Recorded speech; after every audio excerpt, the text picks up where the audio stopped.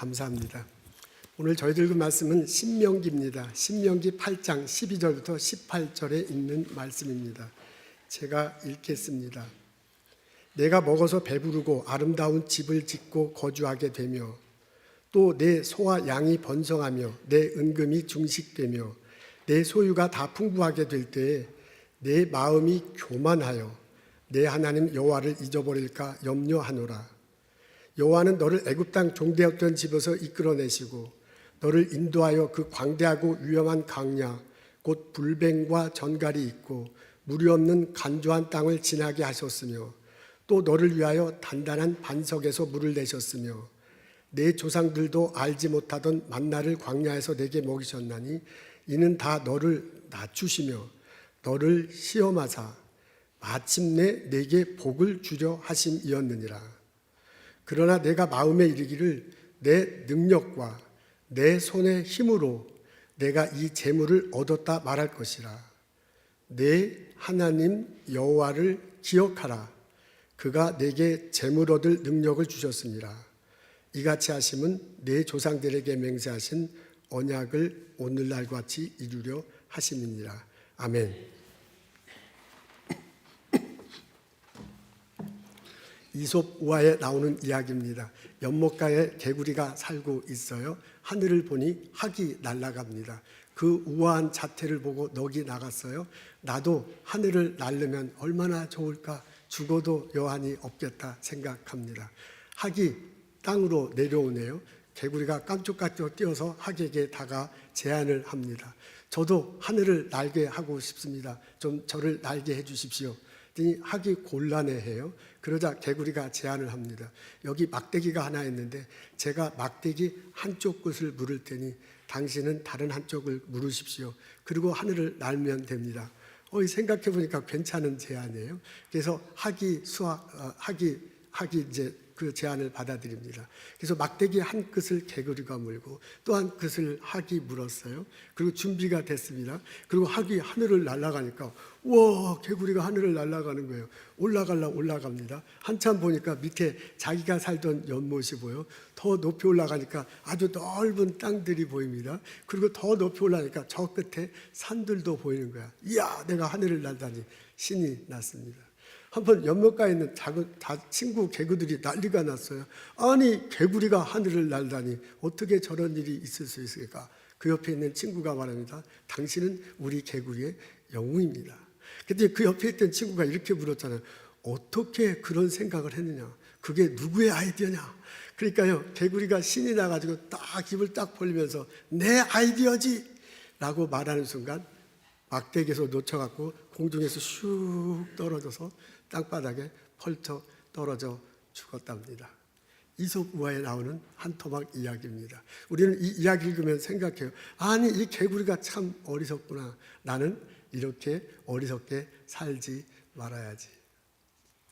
오늘 저희들은 신명기에 있는 말씀 읽습니다. 이스라엘 백성들이 애굽을 나왔어요. 가나안 땅에 들어가기 직전에 가나안 땅에서 어떻게 살 것인가 모세가 말려줍니다. 그 중에 한 대목을 우리가 읽습니다. 18절 장반절에 보면 이렇게 나옵니다. 앞에 있어요. 우리 다 같이 읽겠습니다. 시작. 내 하나님 여호와를 기억하라. 그가 내게 재물 얻을 능력을 주셨습니다. 재물 얻을 능력이라는 표현이 나오네요. 능력, 힘, 재능 이런 것들을 내게 있대요. 근데 그 재능을 잘 발휘해서 재물, 물질 이것을 얻을 수 있다고 합니다. 그러면서요, 그 얻을 수 있는 재물이 어떤 종류인지를 12절과 13절에 적혀 있습니다. 앞에 있어요. 우리 다 같이 읽겠습니다. 시작. 내가 먹어서 배부르고 아름다운 집을 짓고 거주하게 되며 또 내 소와 약이 번성하며 내 은금이 증식되며 노 소유가 풍부하게 될 때라고 이렇게 나와 있군요. 이제 가나안 땅에 들어가면 땅이 생기잖아요. 거기서 이제 농사를 지으면서 먹을 것이 생길 거야. 제일 앞에서 보면 먹어서 배부른다 그랬어요. 인간이 생존하는데 가장 필요한 것은 먹어야 되잖아요. 먹어야 뭔지 일이 되는 거라고요. 먹을 때 배부르게 먹으면 훨씬 더 좋겠죠. 맛있게 먹으면 더 좋을 거야. 그래서 내가 땅을 부여받아서 그 땅에서 곡식과 과일을 잘 해가지고 배부르게 먹게 될 거다. 이제 그렇게 말합니다. 그 다음에 보니까 아름다운 집을 짓고라고 이렇게 되어 있군요. 먹는 것이 해결된다면은 집이 있으면 참 좋겠어요. 내 발 이렇게 발 쭉 펴고서 드러놓을 수 있는 공간이 있으면 얼마나 좋겠습니까? 초가 상간만 있어도 참 감사한데 그 정도가 아니에요.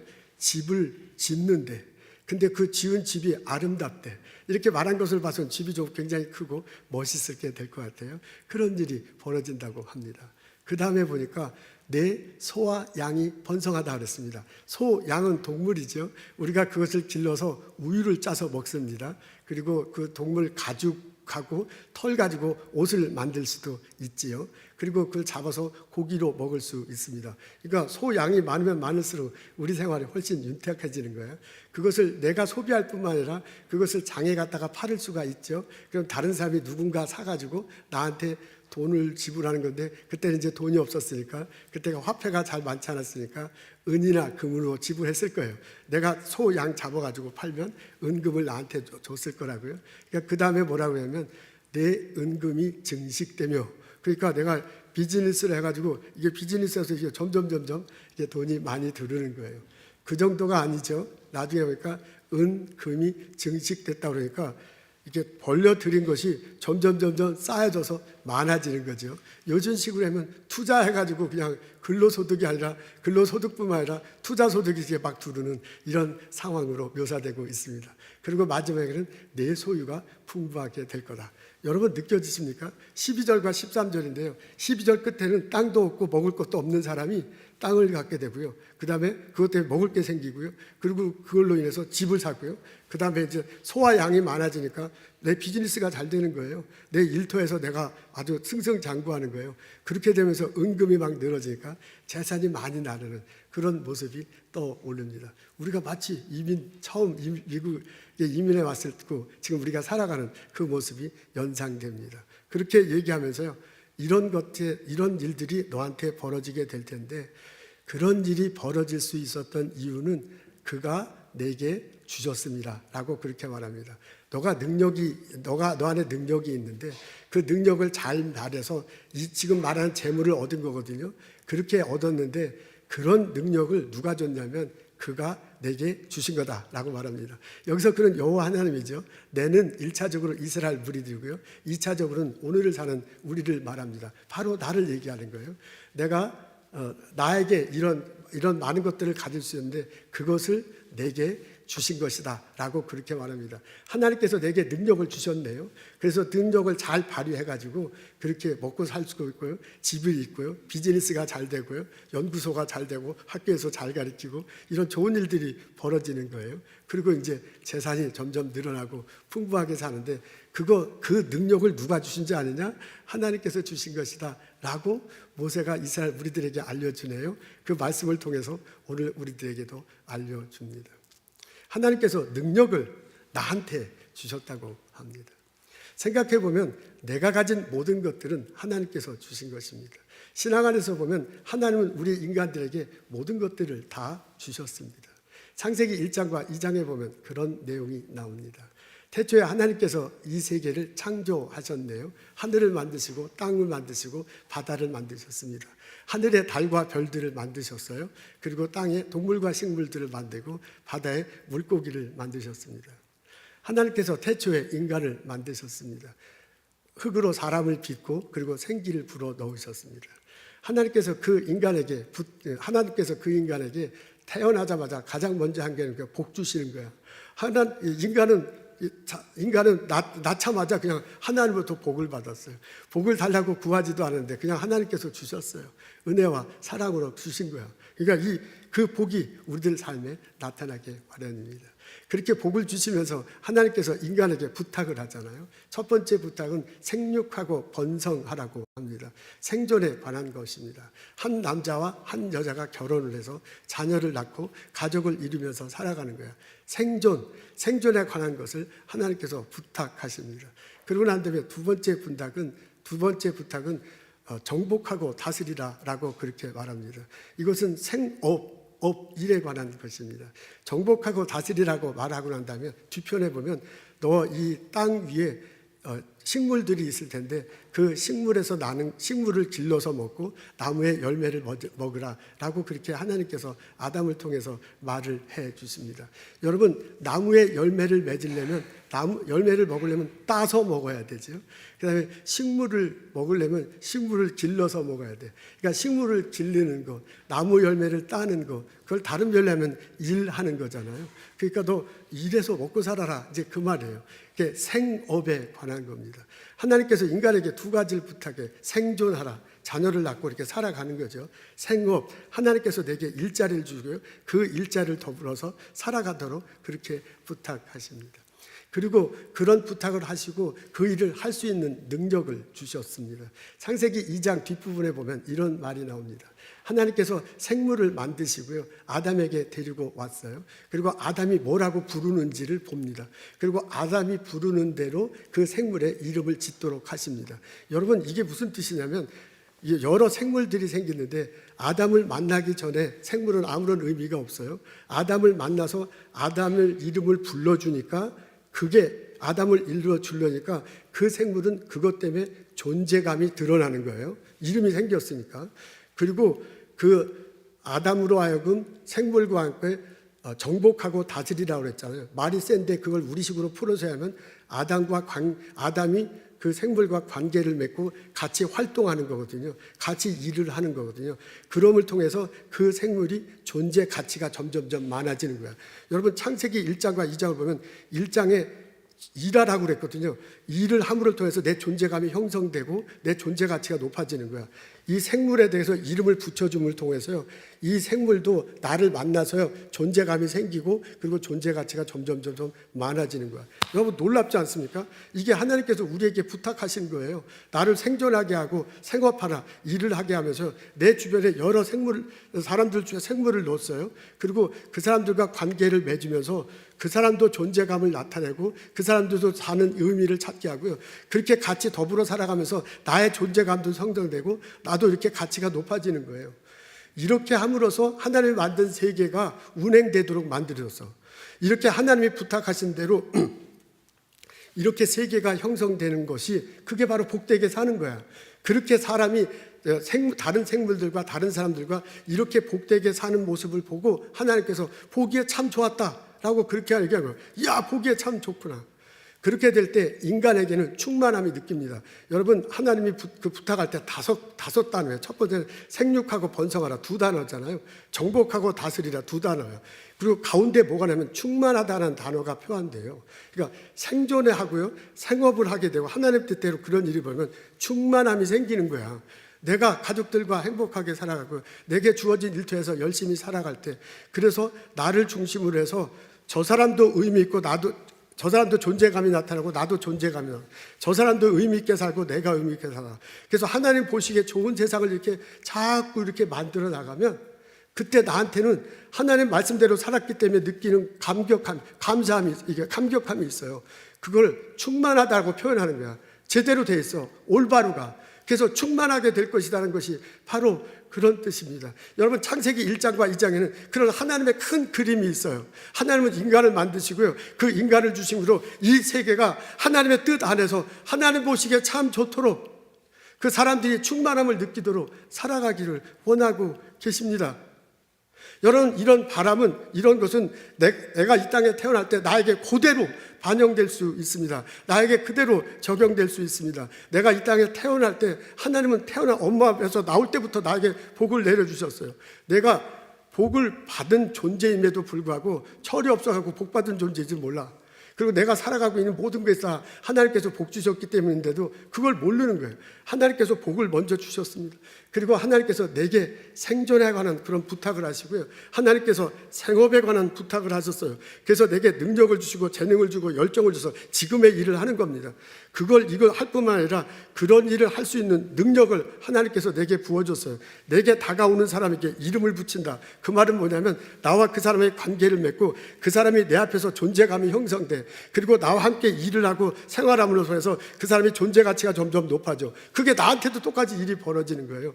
그래서 나를 중심으로 해서 내 주변의 사람들과 내가 하나님 보시기에 좋은 일들이 벌어지는 거예요. 그리고 내가 자연을 대할 때, 이 세상을 살아갈 때 지금 창세기 1장과 2장에 가르친 그대로 살아감을 통해서요, 내가 점점점 내 삶의 주변이 하나님 보시기에 좋은 세상이 돼가는 거야. 그걸 예수님이 뭐라고 표현하냐면 하나님 나라가 이 땅에 펼쳐진다라고 예수님은 그렇게 표현한 겁니다. 아멘, 할렐루야. 이것이 축복이에요. 이것이 하나님께서 우리에게 내려주신 복입니다. 이렇게 창세기 1장과 2장을 해석하고요, 그런 복 안에서 내가 산다고 생각하면 우리는 고백할 수밖에 없어. 내가 가진 모든 것은 하나님께서 주신 것이다. 여러분, 모세가 이스라엘 무리들에게 말하고요, 그리고 우리들에게 말하는 것도 그거예요. 죄송해요. 너가 가진, 이렇게 표현해야 돼. 너가 가진 것은 하나님께서 주신 것이다. 그것을 기억하라 라는 가르침입니다. 특히 이런 가르침은 내가 잘 될 때, 잘 나갈 때 기억해야 할 것입니다. 이스라엘 백성이 가나안 땅에 들어가서요, 땅을 분배받았잖아요. 농사지어서 막 농사가 많아져. 그래서 이제 집도 짓고요, 소와 양도 많아져. 그거 팔고 해서 은금이 많이 생겼을 때, 그때 너 교만하면 안 된다. 지금 그런 얘기거든요. 그 말을 바꿔서 얘기하면 뭐예요? 미국 땅에 우리 이민 왔어요. 여기 와갖고 가족들, 자녀들 낳고 가족을 낳고 있어요. 여기서 막 어렵사리 일하고, 그렇게 해서 우리가 생업을 통해서 집을 사고, 우리가 이렇게 해서 지금 비즈니스 막 번창하고 있어. 내 자녀들 지금 잘 나가고 있어. 그리고 은금이 막 쌓여. 우리 넉넉하게 살아. 그럴 때 여호와 하나님을 기억해야 된다, 그 말입니다. 너가 만일 그럴 때 여호와 하나님을 기억하지 못한다면 그것이 교만이다. 지금 모세 표현이 교만이라는 거예요. 그게 그 교만이고, 그 교만의 끝은 결국 망하게 될 거다 라는 가르침이에요. 그러니까 너 교만하라, 망하라, 그런 내용이 아니야.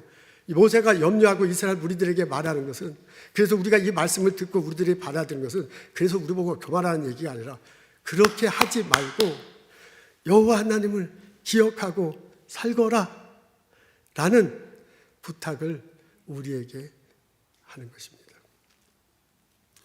우리가 여호와 하나님, 어떤 상황이든지 여호와 하나님을 기억하고 산다면 우리는 감사할 수 있습니다.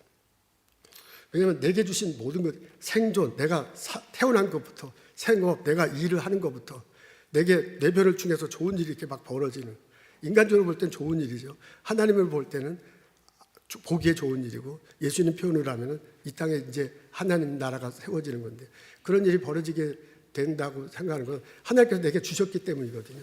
다 그렇게 생각하면 감사할 수밖에 없습니다. 여러분, 내가 가지고 있는 것 있습니다. 내가 누리는 것 있습니다. 지금 재물을 얻게 하는 능력이라고 아까 그랬잖아요. 18절에. 거기에 재물에다가 내가 가지고 있는 것을 집어넣으면 돼. 지금 여러분 가지고 있는 거 있어요. 집이 있어요. 자녀들이 있어요. 자녀들이 얼마나 지금 잘 되고 있어요. 여러분 건강이 있어요. 여러분 명예도 있습니다. 그리고 내가 지금 열심히 연구한 것에 대해서 누군가가 병고침을 받고 누군가는 살아나, 그런 일을 우리가 다 같이 하고 있어. 그래서 내가 얻은 많은 것들이 있는데 그거 하나님께서 주는 거다라고 고백하게 된다면 우리는 감사할 수밖에 없습니다. 항상 우리는 감사할 수 있습니다. 내가 여호와 하나님을 기억한다면 어떤 상황에 있든지 나는 희망을 가질 수 있습니다. 살아가다면 좋은 일만 있으면 참 좋겠지만 그렇지 않을 때도 있습니다. 마치 우리가 광야길을 걷는 것 같은 그런 상황에 빠질 때도 있습니다. 오늘 본문에 보면 13절에서부터 14절부터 17절에 그 광야길을 걷는 장면 나와요. 이스라엘 무리들이 애굽을 떠나잖아요. 홍해를 건넙니다. 광야길을 들어서는데 이게 막 메마른 광야를 지나가는 게 너무나 힘들어. 근데 보니까 하나님께서 불기둥과 구름길로 인도해 주신대. 마실 물이 없어. 그래서 하나님께서 바위에서 물을 샘솟게 해. 먹을 것이 없어. 하나님께서 만나를 내려주셔서 그러면서 그걸 먹고 지나갔거든요. 지금 모세가 뭐냐면 너희들 그렇게 살아왔다. 그거 기억해야 된다, 그 말이에요. 그러면서 17절에 이렇게 나오죠. 하나님께서 너희를 그렇게 광야를 지나가게 한 것은 너를 낮추시고 너를 시험하시고 그리고 결국에는 너를 복받게 하는 것이다 라고 그렇게 말을 하고 있습니다. 그러면서 모세가 간절히 원하고 너희들 그것을 기억해야 된다. 우리가 이것을 기억한다면 하나님께서 나라에게 항상 복을 주시는데, 그런데도 내가 좀 어려운 가운데 있더라도 어려운 가운데 이 말씀을 붙든다면 우리는 희망을 가질 수 있습니다. 살아가다 보면 어려운 일 참 많습니다. 너무 몸이 아파요. 몸이 아파서 의사 선생님 만나고 약을 먹고 금방 나으면 좋은데, 그런 병도 있지만 아는 병도 있잖아요. 아무리 약을 먹어도 잘 안 나서 의사 선생님을 만나도 처방이 분명치 않아. 그분이 능력이 없어서가 아니라 상황이 그래. 그렇게 살다 보면 몸 아픈 것 때문에 사는 것이 참 힘듭니다. 스몰 비즈니스를 열어놨는데 잘 안 되면 얼마나 힘이 들겠습니까? 직장을 잡기가 참 쉽지 않은 그런 상황이 됐습니다. 어렵사리 직장을 잡았는데도 거기서 이렇게 좀 충돌이 있을 수 있어요. 직장 상사와 그럴 수도 있고 동료들과 그럴 수 있습니다. 그러면 일터에 가는 것이 정말 죽을 맛이에요. 그런 삶을 사는 것은 참 어렵습니다. 우리가 미국 땅에 이민 온 것은 자녀들 잘 되기 위해, 그냥 나 힘들어도 자녀는 아들과 딸이 잘 됐으면 좋겠는데 아들이 좀 힘들어해, 딸이 좀 굉장히 고통스러워해. 그것을 부모로서 바라보는 것은 정말 고통스러운 일입니다. 그런 일이 우리들에게 벌어질 수도 있습니다. 내가 사람들과의 관계가 흐트러서 마음이 상처가 생길 수도 있고요. 내가 아무리 열심히 신앙생활 한다고 그러는데도 마음의 갈증이 생길 수가 있습니다. 여러분, 살아가다 보면 그럴 수 있어. 그게 마치 이스라엘 무리들이 가나안 들어가기 전에 그 40년 동안 광야길을 걸었다는데 그것과 똑같은 길을 걷고 있는 게 아닌가 생각될 때도 있습니다. 살아가다 보면 그런 때가 있습니다. 그때 우리는 이 말씀을 기억할 수 있어요. 하나님이 모세를 통해 이스라엘 무리들에게 얘기해 줘요. 너희들이 광야를 지나간 것은 너를 낮추기 위한 거다. 너를 겸손하게 하기 위한 거다. 그리고 여러분들을 시험한 거고 어떻게 하든 복의 길로 인도하기 위함이다라는 말씀을 해줬어요. 그 말씀을 우리에게 해주시는 말씀으로, 그 말씀을 나에게 해주는 말씀으로 받아들일 수 있습니다. 내가 지금 광야길을 걷고 있는데 그게 하나님께서 시험을 허락하신 것이다. 그것이 하나님께서 낮추고 나를 겸손하게 한 것이다. 결국은 하나님께서 나를 복된 길로 인도하실 거다라고 이 말씀을 붙들고 우리는 살아갈 수 있습니다. 내가 지금 힘들지만 나 혼자 있는 것이 아니라 하나님이 바라보고 있구나. 내가 지금 이 길을 걷고 있는데 이것이 나를 시험케 하고 나를 겸손케 하는구나. 끝은 결국 복된 일이구나. 나 고백하면서 살아갈 수 있어요. 그렇다면 지금 내가 힘들어도 희망을 가질 수 있습니다. 내가 여호와 하나님을 기억한다면 어떤 상황이 있든지 나는 희망을 가질 수 있습니다. 근데 이 반대 현상도 일어날 수 있습니다. 내가 하나님을 기억하지 않는다면 어떤 상황이 되든지 나는 교만할 수도 있습니다. 사실 우리 가진 것 많습니다. 가진 것 자랑하자면 자랑할 것 많아. 우리 교우들 그렇죠. 감사하게. 이거 내가 읽은 거다. 내 손으로 읽은 거다. 내가 얼마나 노력했는데, 얼마나 연구를 했는데, 내가 이 비즈니스를 성공시키려고 얼마나 새벽부터 밤늦게까지 일했는데 할 말이 참 많아요. 그리고 내가 지금 소유하고 있는 것, 그것 갖고 이제 자랑할 수 있죠. 그렇게 내가 가진 것보다 못 가진 사람만 하면 무시할 수 있죠. 쟤는 왜 저러는가? 그 기분에 사는 거야. 나는 이만큼 가졌는데 쟤는 못 가진 거, 그거 비교하는 기분으로 살아가. 그러다 보면 하나님 없이 그렇게 살게 되면 교만하게 될 거다. 이제 그런 거죠. 그리고 그 교만의 끝은 결국 패망이다라는 걸 알려줍니다. 여러분, 이거에 반대 현상도 있을 수 있습니다. 내가 하나님을 기억하지 못한다면 내가 아무것도 갖고 있지 않을 때 불평하며 불만하며 살 수 있습니다. 나 열심히 노력했는데 왜 내게 벌어지는 일은 다 이런 건가? 나는 왜 이렇게 맨날 재수 없이 사는가? 하면서 이것은 쟤 때문이다. 이러다 보면 이제 부부싸움이 일어나는 거죠. 그리고 그냥 남 핑계 대면서 그렇게 살아갈 수 있습니다. 하나님을 기억하지 않는다면 그 사람은 불평과 교만과 불평으로 살아요.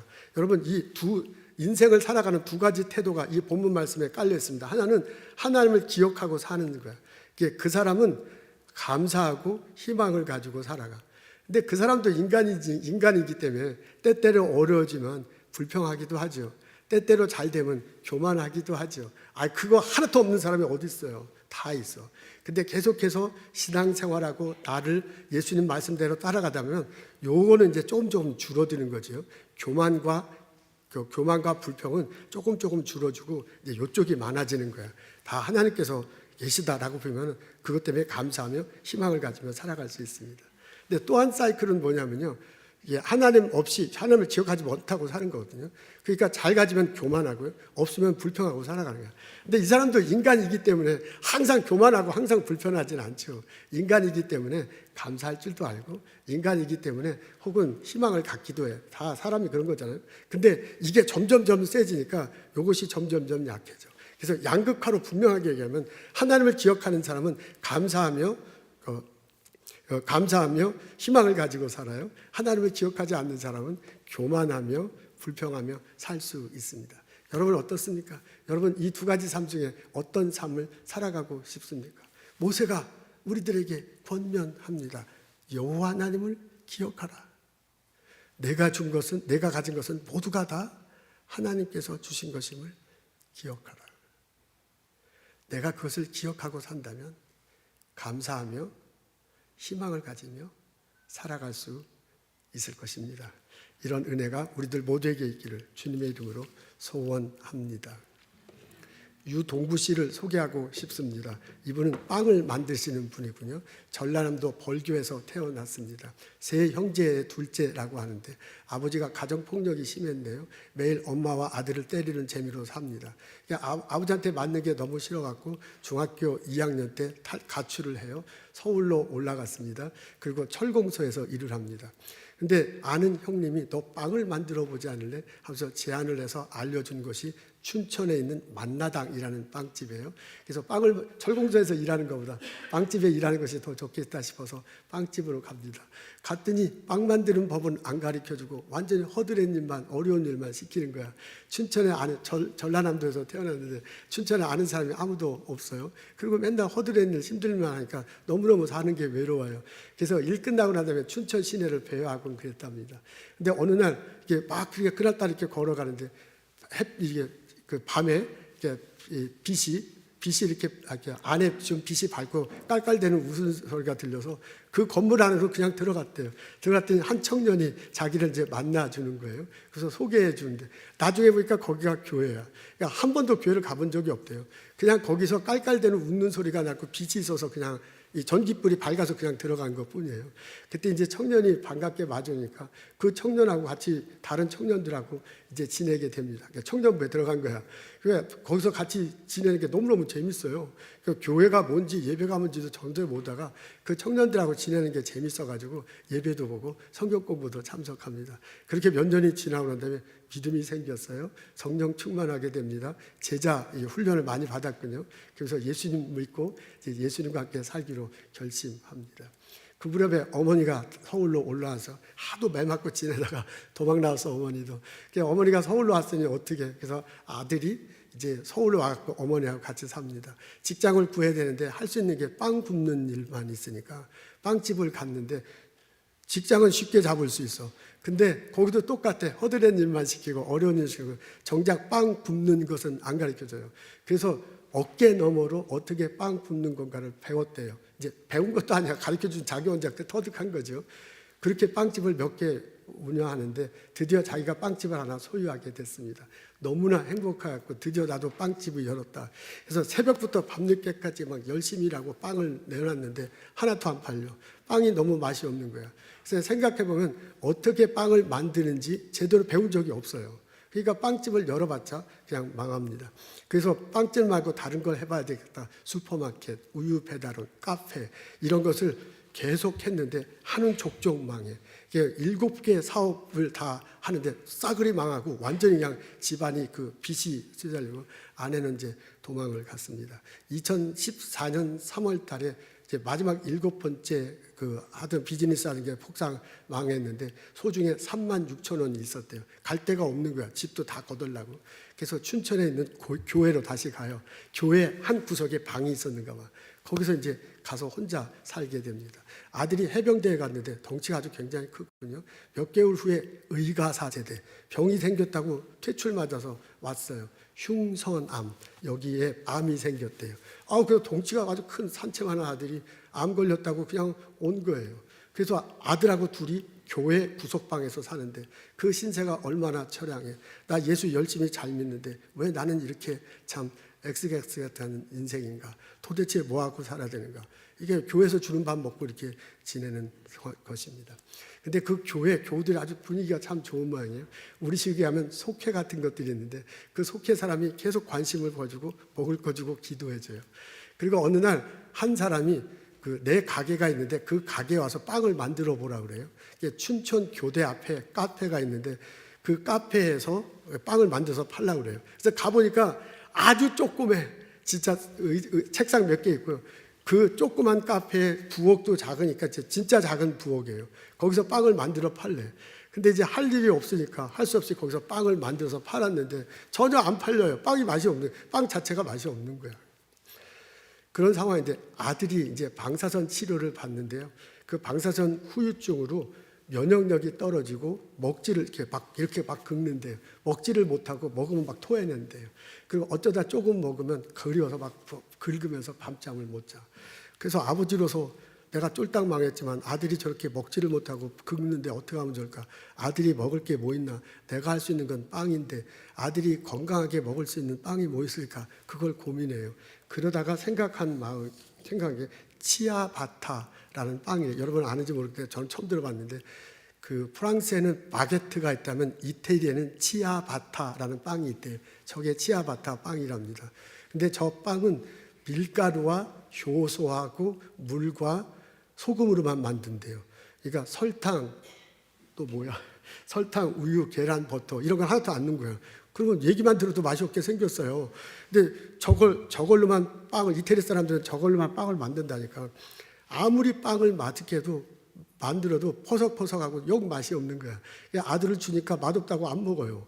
그러니까 이걸 어떻게 하면 좋을까 하고 건강한 빵을 만들어야 되는데, 그래서 이제 같이 기도하는 사람한테 기도를 부탁해. 이거 해달라. 나를 위해서 기도해달라. 그리고 새벽부터 밤까지 치아바타 빵을 만드는데 아무래도 안 되죠. 그렇게 몇 개월 하는데 빵 맛이 조금씩 나아졌어. 그래서 아들이 오늘은 좀 맛있다. 그래서 또 몇 개월이 지났는데 제법 아들이 그 빵을 먹고요. 소화를 시키고 긁지를 않는 거야. 그래서 이제 너무 좋아가지고 기도 모임에 가서 아이고 여러분 기도해줘서 고맙다고 이제 빵이 좀 제대로 만들어집니다라고 그냥 얘기를 한 건데 그 같이 기도한 사람이 그거를 교회에 소문을 냈어요. 그랬더니 교회에 그 아토피 환자가 많이 있었는가 봐요. 그 아들, 딸이 아토피 환자인 북북북 긁잖아요. 그 소식을 듣고 그 빵 나도 한번 먹읍시다고 교인들이 와가지고 빵을 사가기 시작하고요. 그 빵을 먹으니까 정말 소화도 잘 되고 긁지를 않는 거예요. 그래서 그 교회는 알레르기, 아토피를 비롯한 각종 질환, 변비, 암, 소화불량 이것을 고생하는 사람들이 많았는데 이 사람들이 이 빵을 먹으면서 그냥 이렇게 긁지를 않고요. 소화를 잘 시키는 거죠. 이게 막 춘천에 시내에 소문이 났어요. 그래서 더 이상 손님이 많이 오는데 그 조그만 데서 할 수 없으니까 교회 청년들이요. 춘천 시내 바깥에다 조그만 허름한 집을 줬대요. 그리고 거기서 빵을 만드는데 거기서는 혼자 만들지 못하고 청년들하고 같이 만들어. 이제 그 소식이 춘천에 있는 한 방송국에 들어왔어요. 그래서 방송국에서 그것을 알렸는데 그 바람에 춘천에서 막 더 알려지게 되고 그 소식이 서울에 있는 방송국에 알려져서요. 서울에 있는 방송국에 인터뷰를 했대요. 그랬더니 전국에서 이제 빵이 주문하는 거야. 그래서 더 이상 이게 막 안 되니까 춘천 시내로 들어와서 2층짜리 건물을 짓고, 짓는 게 아니라 임대를 하고 거기서 빵을 만듭니다. 지금은 직원이 60명인데 거의 같은 교회 청년부들이야. 그러니까 같은 교회 청년들하고 빵을 만들어 팔고 있습니다. 새벽부터 줄 서서 기다린다고 하네요. 한국의 건강한 빵 하면 이렇게 순위가 있는 가운데 1등 아니면 2등이 된다고 합니다. 들어가면 빵 복음성가가 이렇게 들려요. 그리고 거기에 뭐 부활 이렇게 놓고 성경 구절 적혀 있고요. 그다음에 빵 주문한 데다가 전도지를 이렇게 준답니다. 넣는답니다. 그래서 이제 다른 지방에서 주문해서 우편 배달한테도 꼭 전도지를 넣는데요. 그래서 왜 전도지를 넣느냐라고 물어보니까 오늘날 내가 있는 것은 하나님 때문이다. 지금 내가 가지고 누린 것은 다 하나님께서 주신 것이다. 이러니 내가 하나님에 대해서 당신에 말할 수밖에 없다라고 하면서 말을 했다고 합니다. 이게 좀 시간이 지났는데요. 조금 지났는데 그래도 어떤 모습인가 한번 동영상을 보면 좋겠습니다.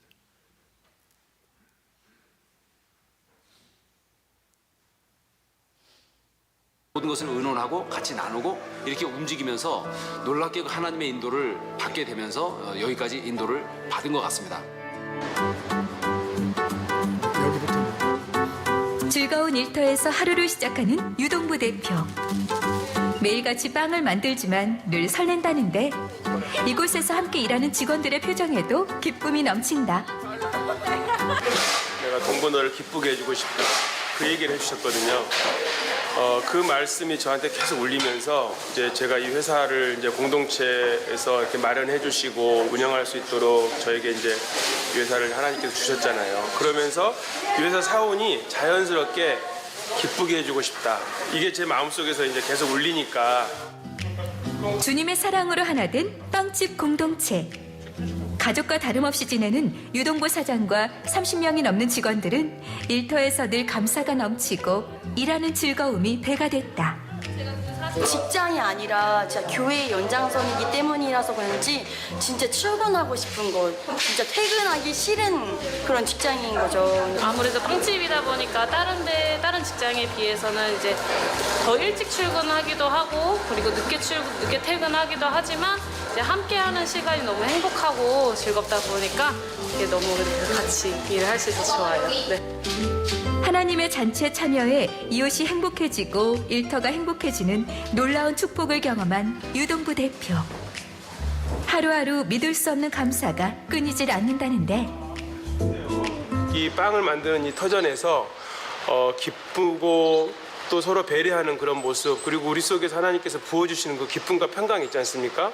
그리고 건강한 빵에다가 그걸 담아서 믿지 않는 자들에게도 이 선한 영향력이 계속 이렇게 전해져가지고 전국에는 그리스도인들이 만든 빵, 또 그리스도인들이 만드는 또 다른 영업장에서는 정말 믿고 먹어도 된다, 안심하고 먹어도 된다, 그런 사업장으로 그렇게 해서 하나님께 삶으로 예배드릴 수 있는 그런 것이 당연한 또 그리스도인의 삶이라고 생각해요. 꿈이라기보다는요. 네.